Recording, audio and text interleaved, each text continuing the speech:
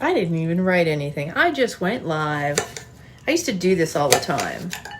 Just push the button. I'd probably share it to the group, you know, doing all this craziness. I'm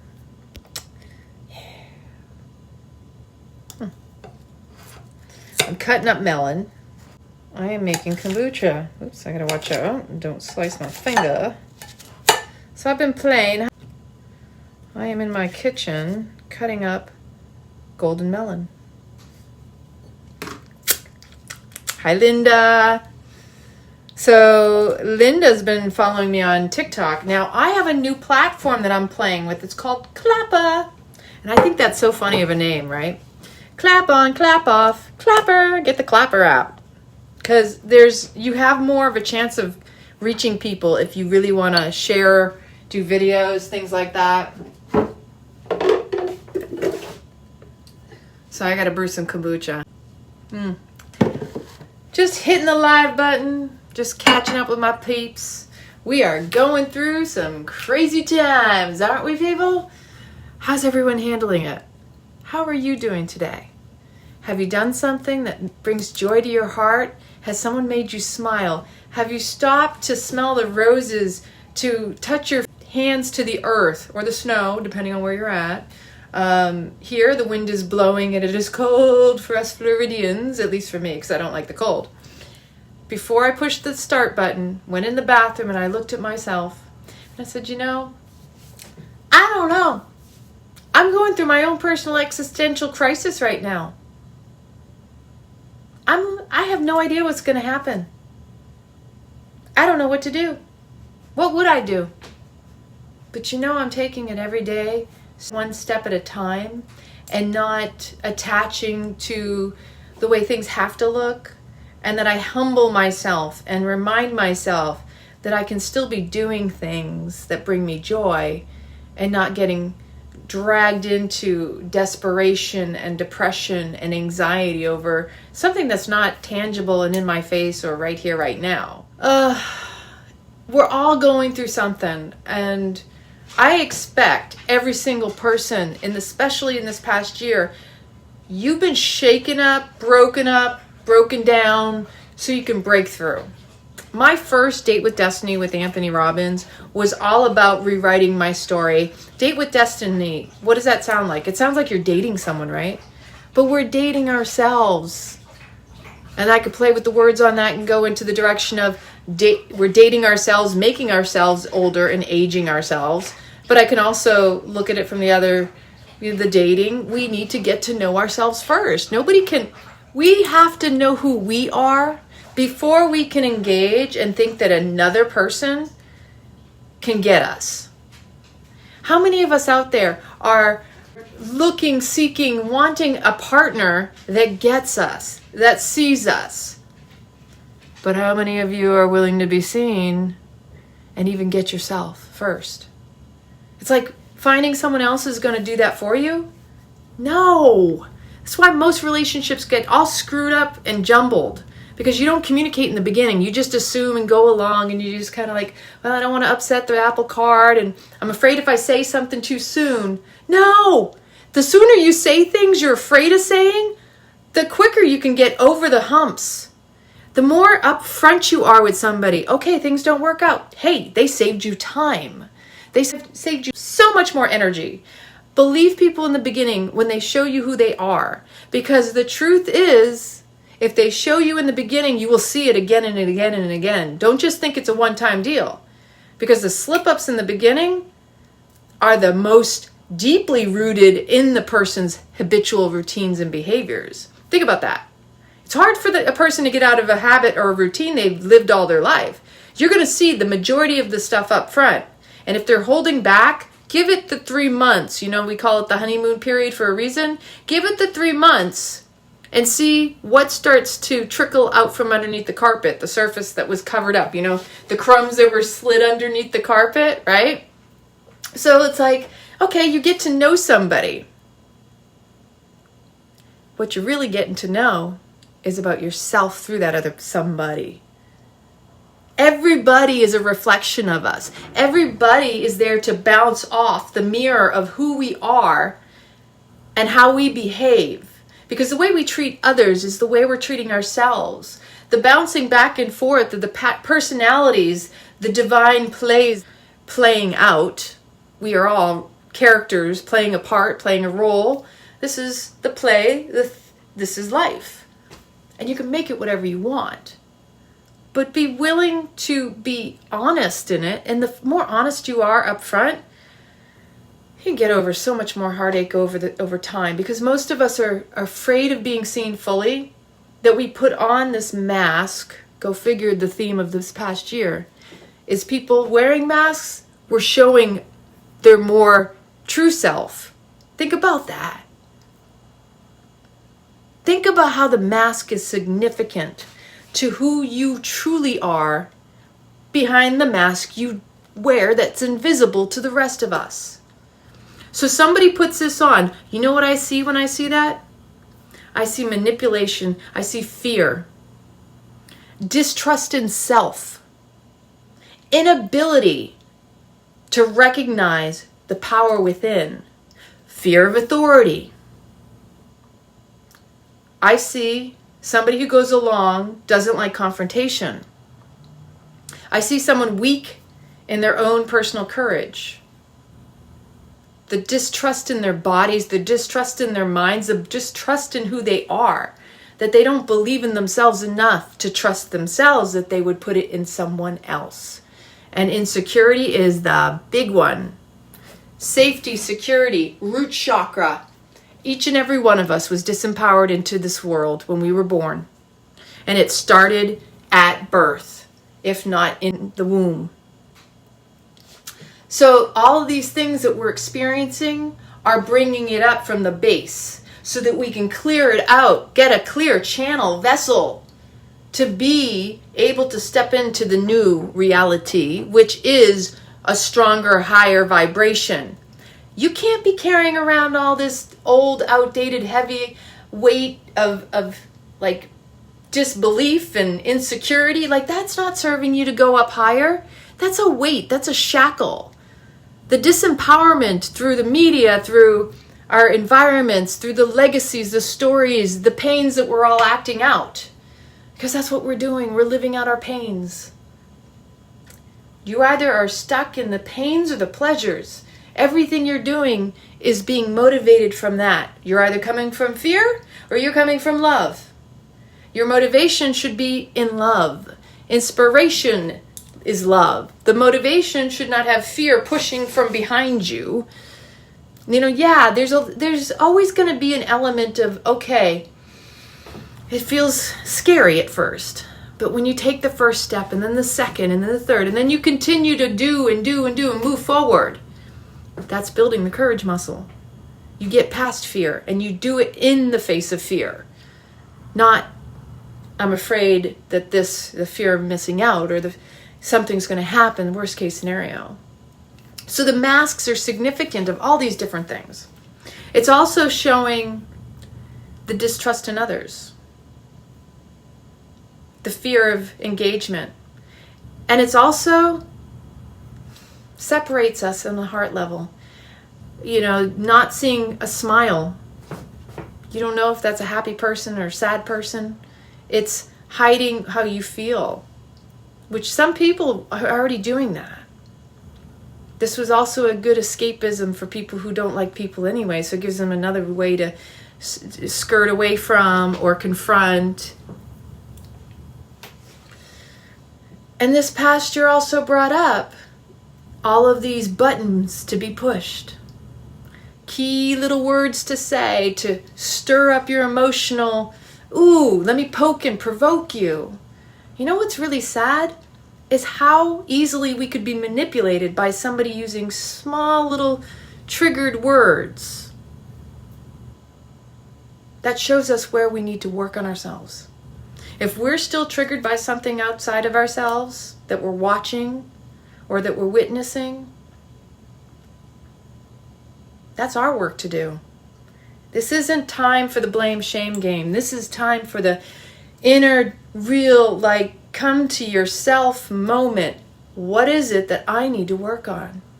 That the outside can also be influenced and positivity. What I do for myself, I do for everyone.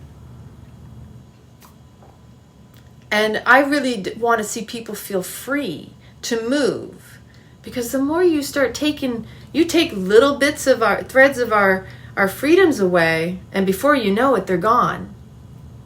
If you look over the course of history, the things that people just have no problem giving away, like your Social Security number.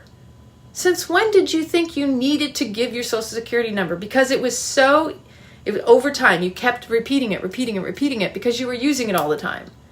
People asked for it, you didn't think anything of it. But on your Social Security number, it says, do not use this as identification. You're not supposed to even use that for getting utilities. You've just gone along with a system that was set up that was just, you complied. Your agreement to it is through your consent. It has all been consensual. What they're trying to do is get you to consent to what's going on. At what point is it going to be too much for people? And that it actually is it's a cause of divide between us as humans, being kind to one another. Where people troll and they look for argument, they look for confrontation, they look for something to pick at. Why? Because misery loves company, and unfortunately, there's a lot of hurt running around right now. There's a lot of toxicity and anger within people. It just saddens me because we've lost humanity because of insecurity, because of this inability to recognize what is my real fear. What is the worst that could happen? You've gotten the flu. You've gotten sick. Can we just say what it is?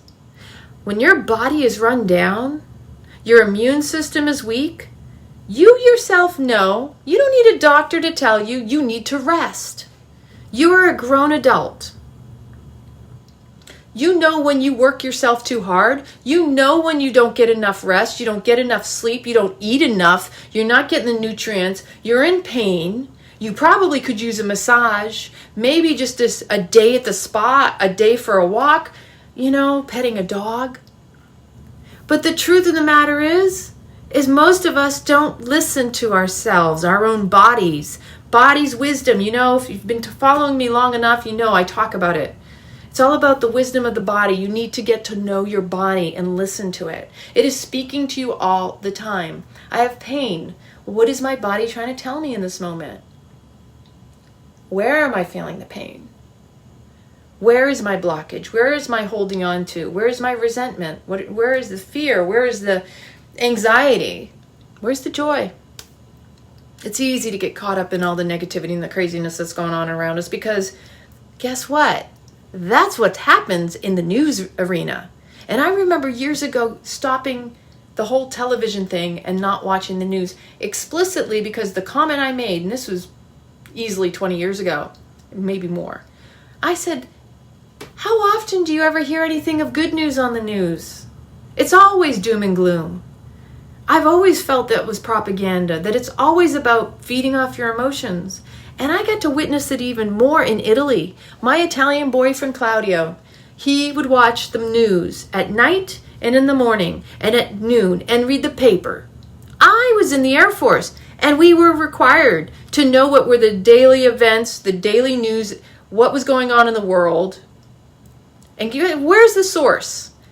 Source is mainstream media. It's the same people teaching us, telling us what we should think and believe is happening in the world. It's not journalism anymore, people. True journalism means that people go out in the field, they actually report, they interview people and ask questions. These days, I don't get that I see that at all. It's all staged. It's a dog and pony show. There are actors involved. Really, there are actors. They advertise in the newspapers and the articles online for people, for crisis actors. It's a real thing. It's true. I'm not here to burst bubbles. I can only speak what I know. So even being around that, watching that with Italy especially, Because the way they told the news, it tugs at your heartstrings. You know, this young child died and I mean, literally the physiology that I witnessed watching him watch the news, and how he physiologically, you know, like instead of the shoulders back, because there were sad events in the news, it was, you know, you'd see him get like into, and I'm like, whoa.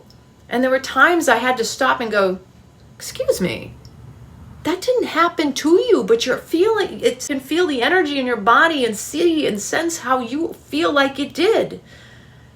And that's what's going on here right now, and has been for quite a long time. This is how mind control works. They get you through your senses. Your 5 senses, through your eyes, your ears.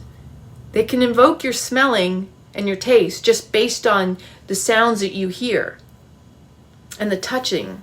Like, it doesn't take very much for them to find ways to smooth, mold, caress it into you, massage it gently or violently, because that's how they get you, is through invoking emotions in you, watching TV, watching the news, whatever it is you watch, whatever you take in through your eyeballs and all these senses, that's programming you. And think about the digital pixels too. You don't even see it because it's so subtle to you. Because when you're not in awareness, you're not going to notice it.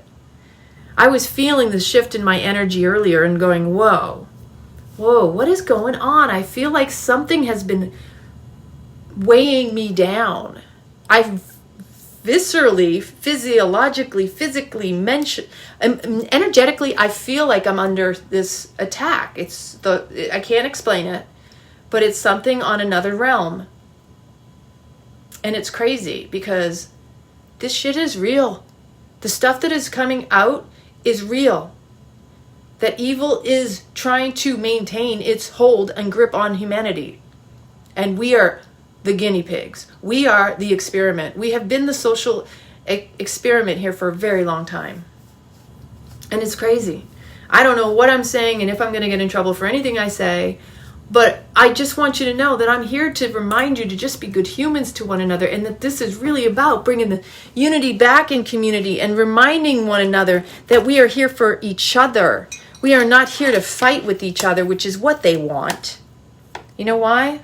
Because they need us to be fighting. It weakens our immune system. Because here's the thing, 6 feet, that means we don't connect. We are stronger together because of our energetic fields when we connect. And the stronger, the more positive, the more we connect, the more we elevate the levels of consciousness. And that's where we were a year ago today, is when we were starting to come over the tipping point of the levels of consciousness. They knew. They figured it out. They went, how do we lose control? How do we not notice this? They caught off guard because they thought they had it in the bag. They thought they had us still locked in, in the bag. But the truth is, the only people they have right now are the ones who are still holding on for dear life to old beliefs and stories that they're unwilling to let go of or question. And I get the reason why. The reason is because if you let go of all of those beliefs, then what are you and who are you? And the truth is that we identify with it as if it's us, but it's not who we are. All of the stories that make up the person we claim to be are not who we are. We're souls first. The spiritual war is coming at us to willingly give up our souls. This is where we're at. Most people don't want to hear that, but that's where we're at. That if you're willing to do your own deep healing work, then this will be less painful. But if you keep on resisting what is really going on within you, because this isn't about what's going on around us as much as what's going on within all of us. We have to claim our personal power. We have to stop thinking that someone else is going to take care of us, show up as our savior. I don't care who you think is the best, this, that, or the other. If they're not doing what they claim to be doing, they're liars. They're evil. We need to stop enabling, promoting, and allowing people who claim one thing and do exactly the opposite. We've got it all in proof. We've got written proof. We've got video proof. I mean, come on, we're in technology land now, so we got tons of proof. Now, there will be the people that spin it as a distruth, right? Because they've been trying to censor everything, right? Okay, this is where this is really going.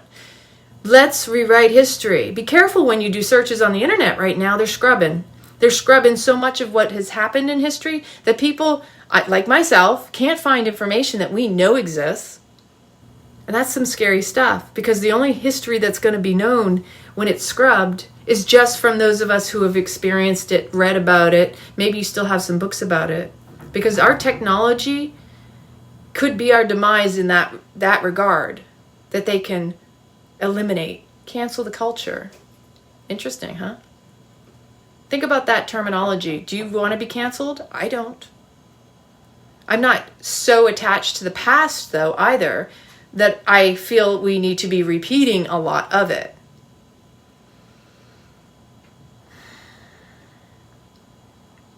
You know, again, I have to remind myself, after spending over 10 years in the Air Force and then being a government contractor, being on the inside, I do take for granted that people who have never served in those environments, have never worked around that kind of stuff, that you don't see it, you don't know it. But it has been so blatant over the years, the abuses of power, that people have, they're still on the news. And instead of the average citizen who would be arrested and thrown to jail, these people get off. They are not better than we. We elected them, supposedly, if that's even true. Because these days you could pretty much say that everybody is selected, placed in the position, and we're sitting there all shaking our heads going, oh, that doesn't calculate. You don't have to be a rocket scientist to recognize the corruption that's unfolding every single day. There's something new. And I personally would like to see it stop.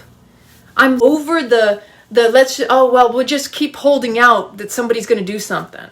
No, it's done. Can we just say you're fired? You want to talk about upholding democracy? Let's talk about the pink, black, purple, all the different elephants in the room are just taking advantage of us. Our money goes shipped off to other countries. You don't think that was a slap in our faces? That wasn't a stimulus bill. Come on, people. Seriously? Can we stop acting like it's okay? Because it's not. It saddens me to see people who don't feel like they can take the masks off, and that they feel like they only can do it if they get permission, and that they feel guilted into that it's good for somebody else. That's no different than the way religion was pushing it back in the day. You know, you got to prove yourself worthy. You should feel guilty for feeling good. Like, you're not even allowed to feel good because there are other people who don't. The comparison of this could be worse all the time. We need to get out of that. That's old patriarchy. That's what disempowers people. The thought that you don't deserve better than what you have. But a lot of times, because you don't feel worthy of it, even though you want it, your focus will go toward cutting down another to try to make yourself feel better. Like, that's a true narcissistic trait. You think you don't deserve something, but it upsets you to see someone else have it. So you attack them and say, well, look at that person. They're just so selfish. Or you create the stories. And in that's your mind's coping mechanism for trying to coddle that wound. Believe it or not, that's a coping mechanism. Instead of recognizing you have a hurt within you, when you see other people have things you want for yourself that you don't feel worthy of, that when you make a judgment upon someone else, that's essentially just saying, I don't feel worthy, but I have to find a way to soothe that wound that still exists. Instead of going, wow, well, wait a minute. I deserve that. I could have that. Why do I have this negative self-talk? All that's telling you is that you need to be kinder on yourself. Your inner child is like going, hey, but I would like that. Let's not talk bad about the other person. Maybe I could have that. You know, that's a sad, sad situation that there are so many people out there. They want what others have. They don't want to work for it, which I can't go into that conversation. Pause. People who don't have the initiative, the confidence, the ability to step up and go for what they want, what makes anybody think that they should just have it? What I mean by this is what I want people to remember, that there's a point where you have to be willing to even ask for it. Like, that could be the simple how you get something. But to say you don't think you deserve it, it's just you judging yourself. Nobody else is telling you you don't. It's just you. It's your mind. You may actually hear it in someone else's voice from your past. You may not even realize it is someone else's voice from your past and your childhood that was telling you that you had to do something to get that, and that's where you didn't feel you could meet the challenge. There's a lot of depth and a lot of stuff that, I know everybody's dealing with this year. Like I said, it's topsy-turvied. It's stirred up our shit. It's reminded us that, oh, I'm not so crazy about this, or I really miss that. We have had to adjust. Everybody's been going through major life changes this year. If it wasn't being on lockdown or wearing a mask, it was divorces and deaths and, sicknesses and job losses. We're all sitting here with so much adversity, so much change. Can't we just find what's working, what we have in common with one another, instead of looking to create arguments, to seek out conflict, to create problems for example, neighbors? I'm sitting between two hostile neighbors. One who reported me over the fence, and the unfortunate thing is now I have to deal with the city, and the other one who I need my property survey guy to finally come out and finalize my property survey, and he showed me that they're 2 feet over on my side of the property line. I don't want to have to deal with confronting them. Of course, most likely I will be the kind neighbor, because that is who I am, to go and say something cordial. But yeah, it sucks. For those of you out there that you don't know how humble pie tastes like, that's a pain in the ass. But you know what? I'd rather be happy than prove myself right. I'm trying to just keep happiness alive. There's too much pain in the world. I'm not here to contribute to it. We all have a choice to engage or disengage. And when somebody comes at you with anger and hate in their voice or their behavior, you can bring them back down to peace. But you have to be willing to show up from your higher self and not allow them to trigger and pull you down into some old pattern of behavior. You have to find ways to diffuse the situation. When they come at you with a lit flame, you need to find a way to remove it. The only way this world is going to change is if we work on ourselves and work with one another. It isn't going to happen with some utopian ideal that, but I want them to be this way, and because I believe that they can be that way, that they will be that way. Like, this is cognitive dissonance. Children can see through this. Believe them because they are showing you their behavior. Turn off the mainstream media. All it's doing is creating the narrative in your head. The story. Go do your own research, whatever it is in the world. Read books. Read books. I get more information through just listening to certain people on YouTube, podcasts, my own personal intuition, and just connecting dots, because my entire life has been about recognizing that, wow, I can connect the dots really, really well. And I see the patterns. I see patterns that I didn't even know existed, especially right now. Yeah. All right, I am going to go. I've been playing on Clapper. I like it. So far, I like it. And I'm just going to town. So if you saw in the group, I put some links in there if you want to follow me. It's my first name, last name, Lana Labonte. And my neighbor's bringing me food. She's so sweet. All right, I'm going to let you all go. You have a wonderful day. And be blessed.